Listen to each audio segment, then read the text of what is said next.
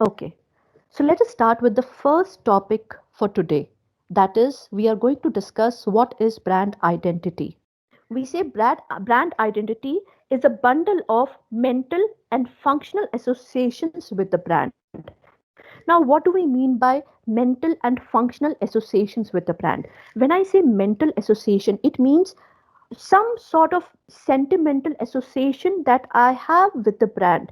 When I see color blue of a soft drink, then mentally I associate myself with Pepsi brand. In the same way, when I see purple colored chocolate in a shopping mall, I mentally get associated with the brand Cadbury's. When I listen to the signature tune, ting ting da ding, then we all have heard this Britannia's tune. Okay, so all these are trying to mentally associate the customers with a particular brand. So, what is brand identity doing? It is nothing but a bundle of mental and functional associations with the brand. Now, functional association in the term, if I think of brand Pepsi, then Pepsi is going to help me quench my thirst. If I think of burger, then my need for being hungry is being resolved. In the same way, when I think of Cadbury's chocolate, what is the functional association? Again, my hunger is being, my appetite is being taken care of. My hunger is being taken care of. So, brand identity is basically a bundle of your mental and functional associations with the brand. So we can say that brand identity is a collection of elements which work together in order to create a unified, a consistent and flexible brand assets that communicate brand value to the target audience effectively. So what is brand identity? It is nothing but collection of all those elements like the logo, like the symbol, like the signature tune. In the same way, if I talk of that swoosh symbol of Nike, then only Nike products have the right to use those swoosh symbol. Nobody else can use it. So, and because these are the elements or the symbols through which we are identifying a particular brand, and these elements are making the brands valuable in the eyes of the audience. So what is brand identity? It is nothing but collection of elements which work together in order to create a unique, a consistent, and flexible brand asset which communicates some value to the brand, which is giving some value to the brand. Now, in this example, the one which is there's a picture shown in this slide. On the left hand side, you have one smartphone, on other side also you have a smartphone. On both the smartphones it is written iPhone. On the left hand side smartphone, there is a logo of Apple, right? And on the other hand smartphone you have logo A. Now what is being shown here is, suppose if you want to purchase a product, let it be smartphone, let it be iPod, let it be iMac, if there is symbol of Apple made on this product, the product is going to sell itself. No matter what is the product, just because of the symbol of Apple, the product will be purchased by the customers because we identify that this brand belongs to Apple. This logo of Apple is for the brand Apple, and it is a credible product. It is a cool, innovative product. I wish to purchase it. But if tomorrow Apple is changing its brand identity in the form of changing the logo of Apple to a lowercase a symbol, will people still be able to identify the brand Apple?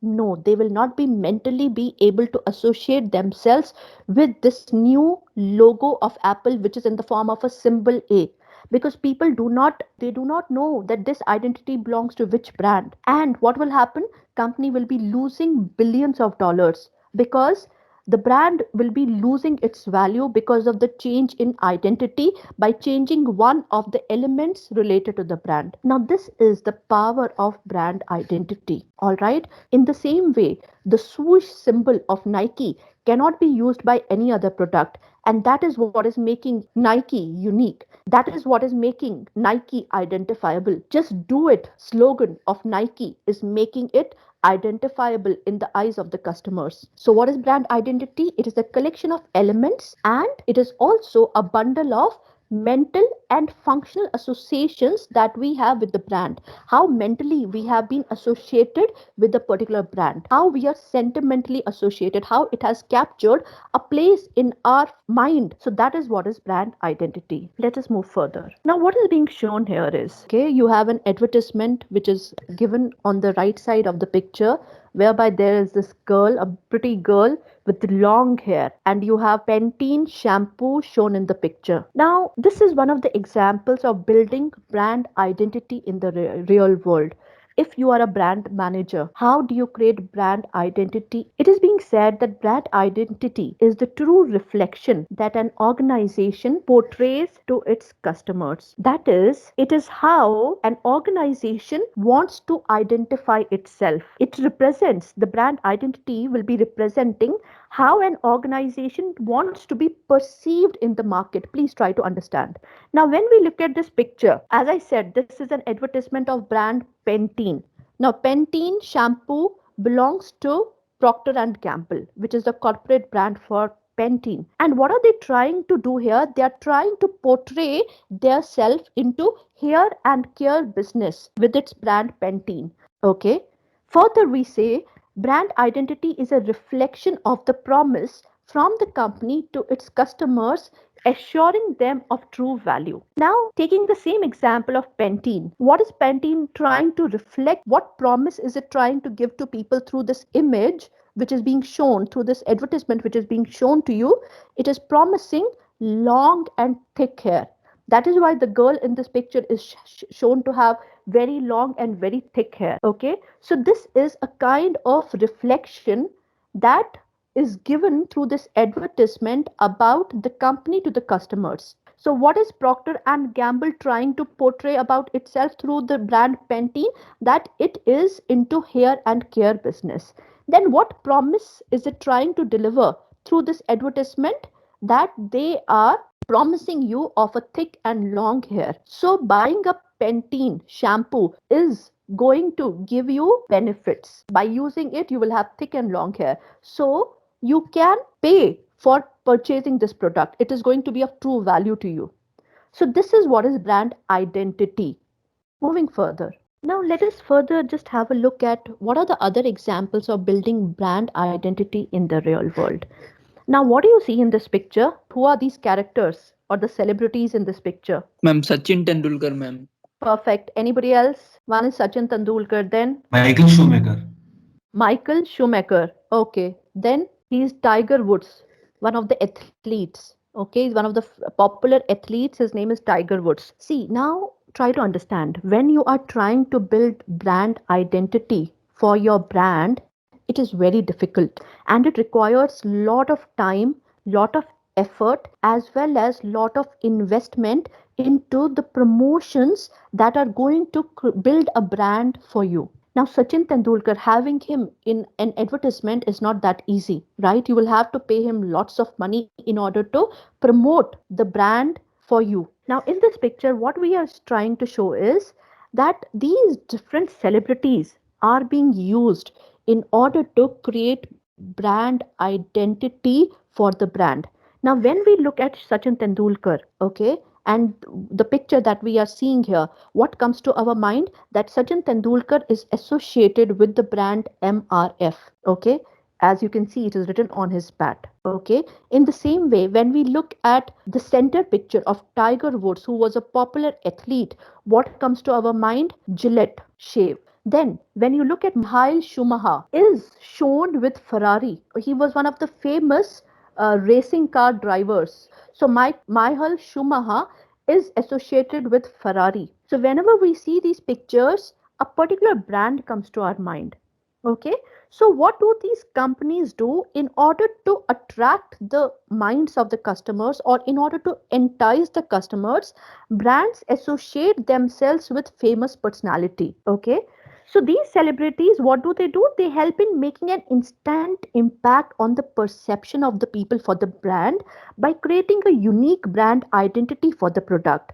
So that is why when we look at Sachin Tendulkar and we look at his bat, what comes to our mind is MRF. Okay. Now, since we take Sachin Tendulkar as a role model, so we automatically say or think that MRF is going to be a credible brand.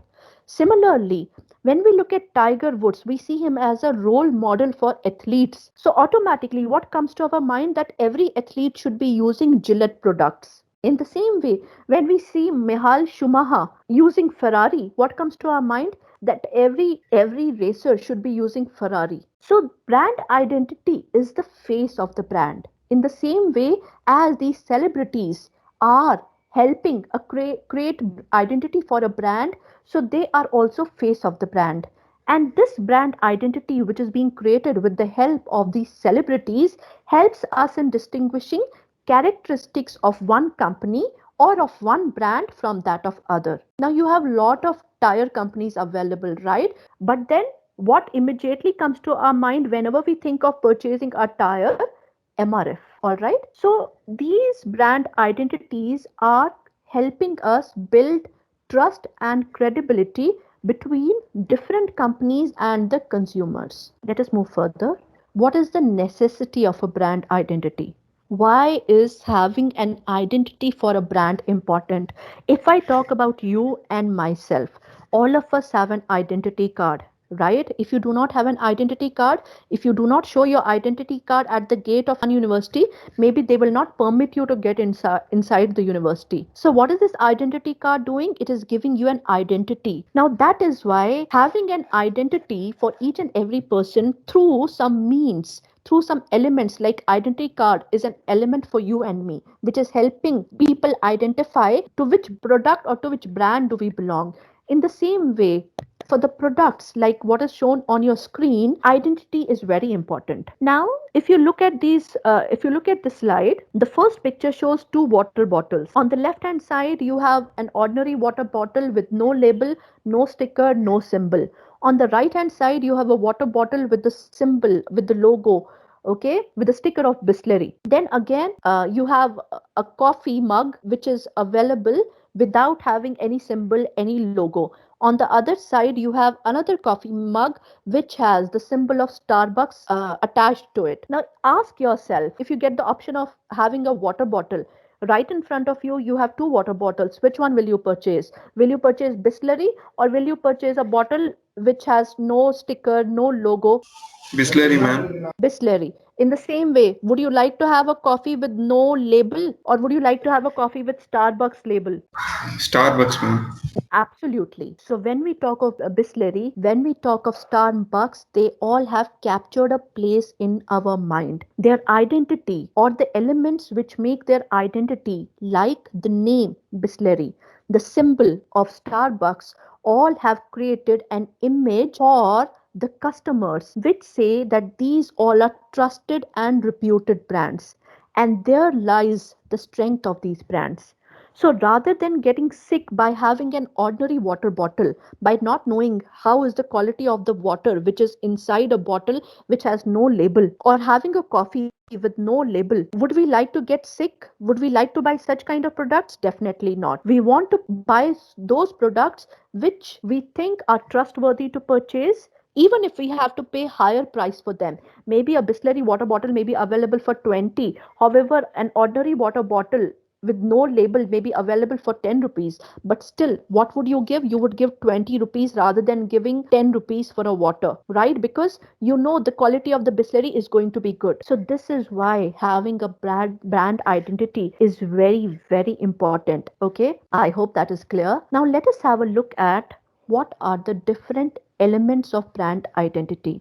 See, so far we have understood what is brand identity, why is brand identity important, who all are associated, who all could be associated with the brand. Now let us look at who makes this brand identity or what are the elements that are making up the identity for a brand. Brand name like Bisleri, Apple. These names are helping us create an identity for the brand. Brand logo like the swoosh symbol of Nike, right? Symbol of BMW, okay, symbol of Starbucks. What are they all doing? They are helping us identify a brand. Tagline, just do it. Eat healthy, think better. This is also a tagline. Can you tell me for which brand is this the tagline? Eat healthy, think better is the tagline for which product or for which brand? Ma'am, Parle G, Britannia. Britannia. Okay. Okay, it is a tagline for Britannia. Then brand typography style. What is the typography that is being used while creating or while identifying a brand? Now, what is typography? It means the typing style or the way the letters are being arranged. When we talk about the font, okay, now you must have seen, if I show you the example here, 1 second. Now, if we look at Coca Cola, how is this Coca Cola being written? What font is being used here? It seems to be italic kind of font, right? And if we look at classic, now this classic, look at the font. What is the font? Is it similar to how Coca Cola is written? No, it is different. In the same way, when we look at Britannia, look at the font in which Britannia is being typed. In the same way, when we look at McDonald's, look at the way the letters are arranged and the way the font is being used. Now, these different fonts which are used to give a name to your brand is called typography. Okay. So, what is typography style? It is the art and style of arranging the letters and text which is giving a unique name to your brand. Now, that is called brand typography style. Now, this is another element of your brand identity. Then the color palette. What is color palette? It is the different kind of colors which are being used to identify your brand. For example, red and white color is associated with the soft drink brand Coca-Cola. Blue color of the soft drink brand is associated with Pepsi. Purple color of chocolates is associated with the brand Cadbury's, right? McDonald's, if I talk of McDonald's, then again, red and yellow color is associated with the brand McDonald's. So, color palette is another element which helps us to identify a brand. Then, imagery. Okay, this is another element which is used to identify a brand. Imagery means what images or what visuals you are using to communicate the brand message. Now, for example, when I was showing you the advertisement of Pantene, what did we see? There was image of this girl with this long and thick hair. Now, why you don't need to show a girl with long and thick hair? Maybe you can just show the shampoo bottle of Pantene. But what is Pantene doing? It is also showing you an image, right? Now, this visual whereby a girl with long and thick hair is being shown is helping us identify that the brand Pantene is promising us of long and thick hair. Okay, so these kind of images and visuals can also be used by the brands to identify themselves in the market and to communicate their brand message. So when we talk of brand name, when we talk of brand logo, brand symbol, tagline, when we talk about typography style, when we talk about colors which are used, when we talk about imagery which is being used by these brands, all these are considered as visual elements of the brand, which can be visualized by you and me. Then there are certain non-visual elements which are associated with the brand. Now these non-visual elements also helps us to identify or create an identity for the brand. Now these non-visual elements are brand personality. Brand personality means what are the characteristics which are associated with the brand. Now when I talk of Apple, then what are the characteristics of brand Apple? Cool, innovative, okay, stylish, sleek. All these are different personality elements which are related to the brand Apple. Now, this is the non visual element of your brand identity, whereby the personality is being depicted through the brand. Then, brand association, whereby what are you trying to do? You are trying to bring in certain people like famous personalities who will be associated with the brand. So, whenever we look at these personalities, what comes to our mind? The brand. So, these personalities create a face for the brand. Okay, like when I said Sachin Tendulkar, MRF comes to my mind. Tiger Woods, Gillette comes to my mind. Michael Schumacher, what comes to my mind? Ferrari. So these all are non-visual elements which also help us create brand identity. And finally, the last non-visual element is brand voice. What is brand voice? It can be any tune which is associated with your brand. For example, when we talk of Britannia or we see the advertisement of Britannia, then They will be showing the signature tune. Ting, ting, ting. When we see Motorola brand, then what comes to our mind if we are sitting in an auto or in a bus and suddenly somebody's phone starts ringing and it says hello Moto, then by listening to that hello Moto, what comes to our mind? That the person is having Motorola cell phone or smartphone. Now, brand personality, brand association, brand voice, all these are non visual elements which are helping us identify or helping us to distinguish one brand from other brand. All right, so these were the visual and non visual elements related with the brands. Moving further, so these were the examples for the previous slide. You have this McDonald's, even the characters. When I talked about brand logos, the tagline, symbol, the characters also comes under that only. These all are visual elements. Okay, now once you have created an identity for your brand, with the help of strong brand identity, what benefits do we get? It makes selling products easier. If you look at these three stripes of Adidas somewhere, we immediately feel like purchasing the product because we know that this belongs to Adidas. Okay. Then a strong brand identity also helps you to distinguish yourself from that of the competition. It gives you a competitive advantage over your competitors. Now, whenever we talk of brands like Sony, right? Now, Sony has a very strong brand identity that it has created for itself. So, whenever we think of Sony, we know that they are the market leaders and nobody can beat them. They have created a barrier for the entry of other sellers in the marketplace. In the same way, a strong brand identity connects emotionally with the consumer, because what I said in the beginning, what is brand identity doing? It is creating a mental association through which they are getting sentimentally attached to the customer. So it connects emotionally with the customers. It has personality traits which are envisioned by the marketer or entrepreneur. Strong brand identity is helping us create a personality trait for your brand. For example, Apple. Similarly, brand identity, a strong brand identity is workable for web, print, and video. A strong brand identity, it makes your product memorable. Strong brand identity creates authenticity, that people feel it is a trustworthy, credible, reliable brand. I should purchase this product of belonging to this particular brand. So this is what is the importance of having a strong brand identity. Now let us move further and let us start with the most important topic, which comes under brand identity. Now, this topic of brand identity is called brand identity prism. The conception of brand identity prism was mentioned for the first time in Europe by a person called Cape Ferrer in the year 1986. And as a brand manager, when you have to create identity for your brand, then how do you create the identity for your brand?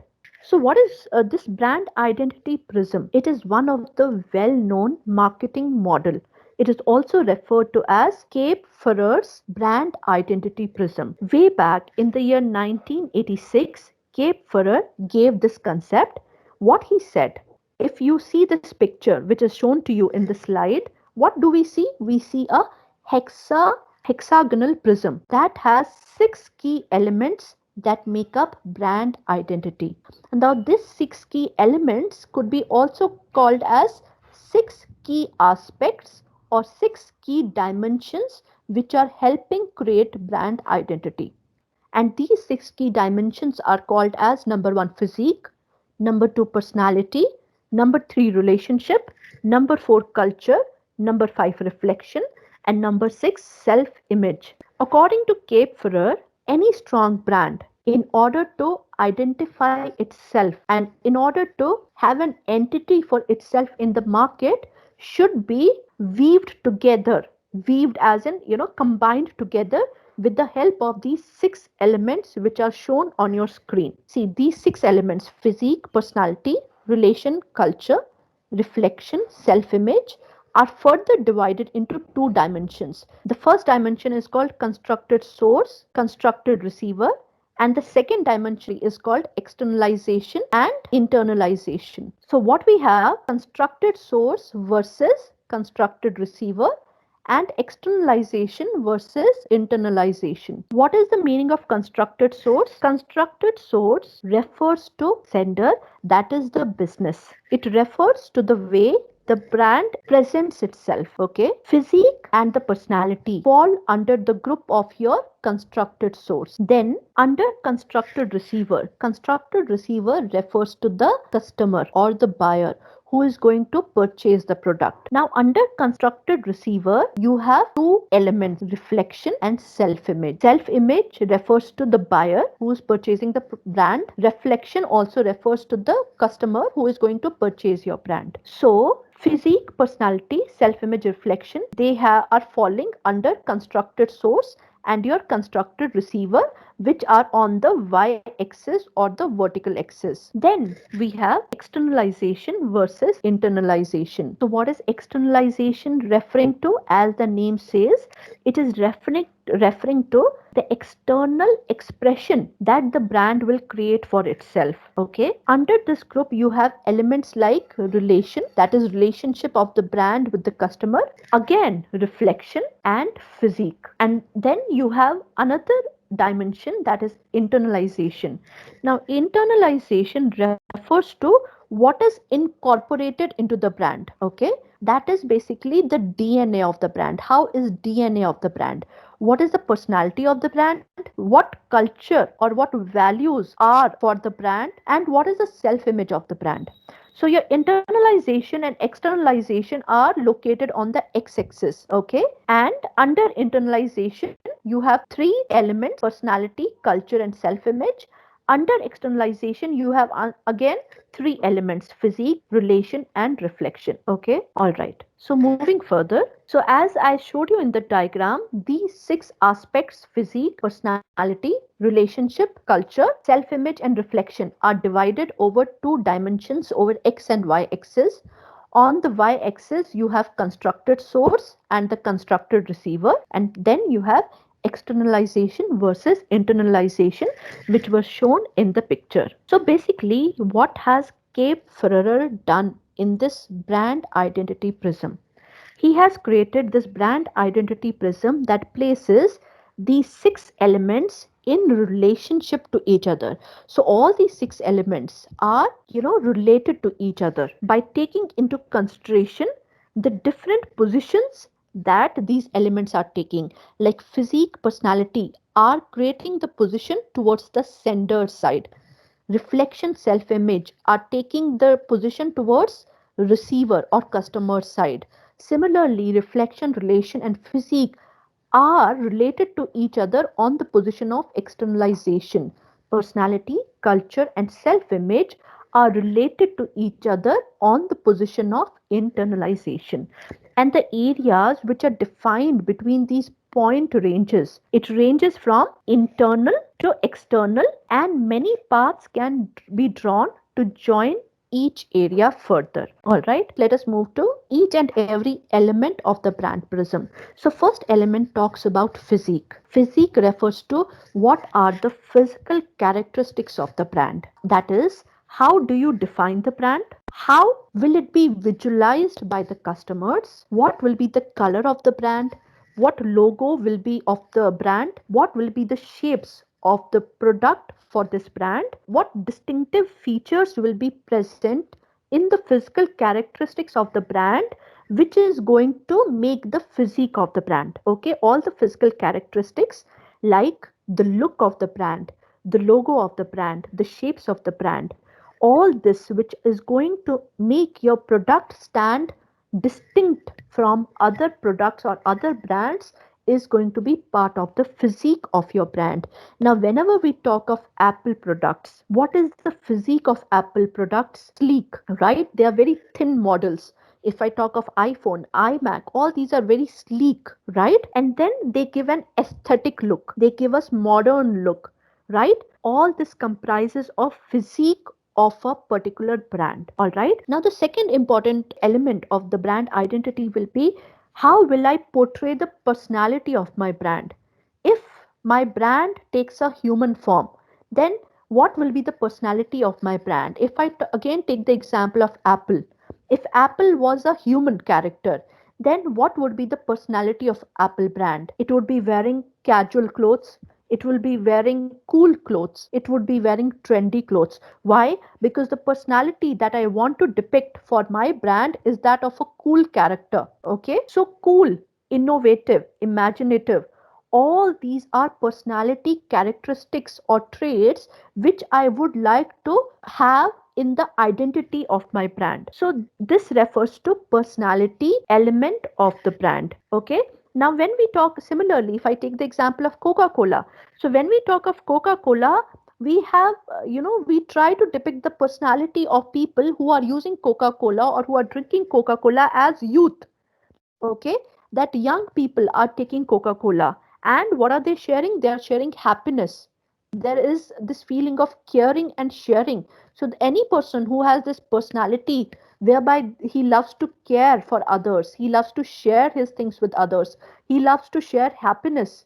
Okay, then what sort of personality are we talking about? We are talking about the personality of the brand like Coca Cola. Then third element of brand identity, relationship. Now, how did Cape Ferrer define relationship? He said that we have to identify that how do we want our brand to connect with the audience, what type of relationship we want to build between the brand and our customers. For example, if I take again example of Apple, then Apple tries to create a relationship of friendliness with the customers. Same way, if I talk about Nike, then Nike tries to create a provocative kind of a relationship with the customers. Because what it is saying, its slogan says, just do it. Do not keep it pending for tomorrow. So, what is it doing? It is provocating you that do not have a lethargic attitude. Change yourself and do it now. So, this is the kind of relationship Nike is trying to build with the customers, a provocative relationship. And based on that, you are growing to create an identity based on the relationship for your brand. Then culture. Now, this is another element of your brand identity prism. Now, culture refers to brand's origin story. Where was the brand born? Where does this brand live? What is the belief system?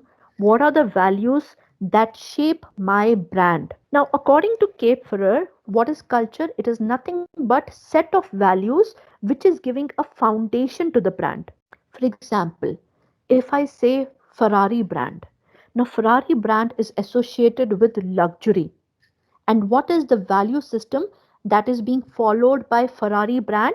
It has a tradition of sports car, Italian sports car. Okay, so because the Italy, okay, now Ferrari is an Italian brand. So since Italy has this tradition of having sports car, so Ferrari has come up with Italian tradition of sports car, whereby it is into the business of luxury cars. Okay, so this value system of Italy, that is to have the tradition of sports car, is built into Ferrari.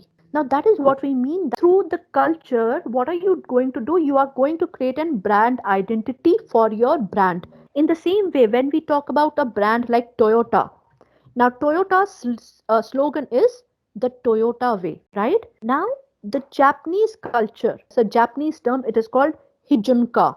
Heijunka. Hijunka. Hijunka means work like tortoise, not like the hare. Now we all have heard the story of tortoise and hare, whereby tortoise wins the race because he was slow and steady. Now this is the culture that is being followed by, all right, so, in this way, what is Toyota trying to do? It is trying to send a message to people that work like tortoise, not like a hare, which means that our mission is that every person who's slow and steady will be winning the race, and that is the tradition on which we have based our Toyota vehicles. Okay, so your culture is also going to help you create a identity for your brand. Then reflection and self image. Self image refers to the way in which customers see themselves in a particular brand. That is, if you had this particular brand, then how would you visualize your ideal self into this brand? Suppose you are a driver, okay, you're a driver of Ambani and you're driving this Mercedes. But while you're driving this Mercedes, what are you imagining? You're visualizing yourself as a rich man who can afford a high class expensive car. Now that is the self image that a brand creates for the customers. Okay, that if you were owning this brand, then how would you see yourself in this brand? Now if a girl is wearing the clothes of brand Zara, now Zara brand is again a very premium brand. So if somebody is wearing this Zara brand, then automatically the girl starts feeling confident, fashionable about herself, that I'm unique, I'm confident about myself, because it is the image that that brand has made the customer feel. Okay, now that is what is self image. I'm sure many of you must be aware when BMW India, okay, it launched a campaign some years back. So the campaign which was launched by BMW, it was called Don't Postpone Joy. Why did they name the campaign as Don't Postpone Joy? Because they were trying to tell people of India that all of you somewhere wish to drive BMW either now or in the future. So, when you wish to drive BMW, why are you postponing your joy? Buy it as soon as you can. Okay, now that was the kind of self image which BMW was trying to create. But self image is different from reflection. What is reflection is basically how a brand portrays itself to target audience. Image, self image is how do I see myself, okay, in that brand. But reflection is how a company is trying to portray its brand to the target audience. For example, when we talk of Coca Cola, whenever you see this advertisement of Coca Cola, have you ever noticed old people shown in the advertisement of Coca Cola? No. It is only youth who is being reflected in the advertisement of Coca Cola. Because what is Coca Cola doing? It is trying to reflect an image of itself as a brand which belongs to the youth. And then anyone who is drinking Coca Cola, irrespective of their age, gets a feeling that they are also youth. Okay, that is what is reflection. Now let us take some examples of brands. Okay, now what is shown in this slide is brand identity prism of Nike. Now when Nike tried to create its brand identity, then it again had six aspects which it had kept on different positions in the hexagonal prism. It has kept physique, personality, relationship, culture, reflection, self image. Now, how should be the physique of Nike? It is represented through its logo, that is swoosh symbol. Then its slogan, just do it, that refers to physique of Nike. Then how should be the personality portrayed of the brand Nike? Sportive spirit, athletic, lifestyle. How the relationship has to be built of Nike with the customers. The relationship should be provocative, whereby you are telling people, yesterday you said tomorrow, so run the day. Don't let the day run you. And what is the culture of Nike? American culture, which talks about sports and fitness. Then, what is the self image of any person who wishes to own Nike? Any person who is using the brand Nike, how would they like to portray themselves into the brand Nike? As an athletic, a brand conscious person, a cool person. But what is reflection? That is how the company wishes to portray itself to the target audience as a brand which is full of energy, aggressive, youthful, competitive, and brand conscious. So that is how you are creating the identity for your brand using these six different aspects. Okay, now these are the six different aspects related to brand identity of Nike. Let us see another example. Now let us have a look at how Apple has created brand identity for itself using this Cape Ferrer's brand identity prism. Again, you have these six aspects. Now, how should be the physique or the physical characteristics of Apple? It should be referring to thinking different, people who think different, that is people who are unique. Logo, that is the Apple logo. Easily accessible graphical user interface, a microcomputer. That is how they want themselves to be identified. Okay, the physical characteristics. Then personality. The personality that they want to depict through Apple brand is cool, simple, innovative. The relationship, they want to create a friendly relationship, an emotional relationship, a heartfelt connection with the customers. Then what is the culture of Apple brand? Believe in believing in bringing change to the world. Power, becoming powerful by getting engaging with people through technology, and it follows US culture. They are very technology savvy people. US culture is very technology savvy. So that is what they are trying to inculcate through Apple brand. Then what is the self image of Apple brand? Anybody who's owning Apple brand thinks himself to be a younger person, fun person, making customer, they want to make customer feel special, free thinking, free imagination. And what is the reflection which Apple is trying to portray? Self enhancement, connected with the world. Okay, now if I talk of Zara brand, then again, the Zara brand also has created a brand identity prism for itself, whereby you have these six aspects which are shown in the figure. How should be the physique of Zara brand? There should be rapid reaction, highly flexible, market orientation. How should be the personality of Zara brand? Confident, mature, stylish, aggressive, unpretentious. How the relationship will be created between the customers and the brand? A trustworthy relationship, a relationship based on quality, fair exchange of values. What is the culture that is being followed by Zara brand? European culture. Okay, it's a Spanish brand. Okay, so good relationship with customers they want to have. Then the self image, what will be the self image that would be created of Zara? Confident, fashionable, unique. And how does Zara want to portray its image to target audience? How it wants to be reflected as a stylish product, as an individualistic product. Similarly, brand identity prism for H&M. Okay, so how do they want to show their physique? What should be the physical characteristics of H&M brand? High quality, fashionable, long lasting design. Personality, trendy, fashionable, young, tip to date, up to date. Then relationship, good quality products will be provided to the customers, affordable prices. Culture, again, European culture, it's a Norwegian brand.